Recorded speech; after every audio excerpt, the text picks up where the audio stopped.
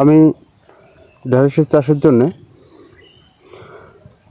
মোটামুটি ছোট ছোট বেড তৈরি করতেছি। এখানে প্রত্যেকটা বেড নির্দিষ্ট পরিমাণ করার জন্য পরিমাপ করে নিতেছি। এখানে আমি যে সুতা দিয়ে নিচ্ছি কারণ হচ্ছে প্রত্যেকটা বেড যেন সমান হয়। বেডটা করার দুটা কারণ। একটা কারণ হচ্ছে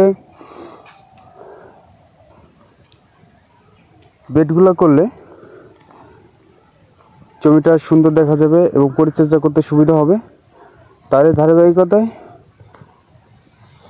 এইখানকার মাটির থেকে এই মাটিটা ঢালু, যার জন্যে বেড যদি না করি খেতে পানি দিতে কষ্ট হয়ে যাবে। যার জন্য বেড করে নিচ্ছি, যাতে প্রত্যেকটা বেডে আলাদা আলাদা করে পানি দেওয়া যায়। তো সঙ্গেই থাকুন, দেখতে থাকুন। এখানে আপনাকে একটা বিষয় অবশ্যই খেয়াল রাখতে হবে, সেটা হচ্ছে যে জমি যদি আপনার সমান্তরাল থাকে তাহলে মাটিটা আপনি দুই সাইডে উঠিয়ে দেবেন। আর জমিটা যদি ঢালু থাকে এবং হচ্ছে এক সাইডে উঁচা থাকে, সেই ক্ষেত্রে ঢালু পাশের মাটি আপনি উঁচা পাশে উঠিয়ে দেবেন। এতে করে আপনার জমি আস্তে আস্তে সমান হয়ে যাবে।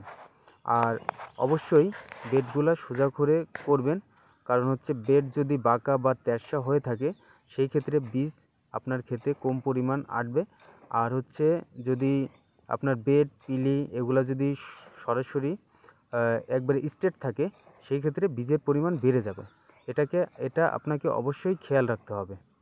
তো পরবর্তীতে যেটা হচ্ছে যে আপনাকে জমি প্রস্তুত করার জন্য অবশ্যই রাসায়নিক সার ব্যবহার করবেন, জৈব সার ব্যবহার করবেন, কারণ কী ফসল করতেছেন তার উপরে ডিপেন্ড করতেছে।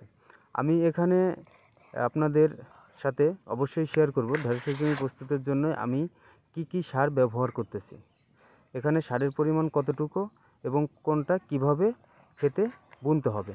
এখানে আমি ব্যবহার করেছি আপনার টিএসপি সার এখানে আমি ব্যবহার করেছি আমার 15 শতক জমির জন্য এবং এখানে আমি ব্যবহার করেছি আপনার এমওপি সার আমি ব্যবহার করেছি এই ক্ষেতের জন্য 10 কেজি। এখানে আমি ব্যবহার করেছি ক্যালসিয়াম জিপ, এটা ব্যবহার করেছি আমি 5 কেজি।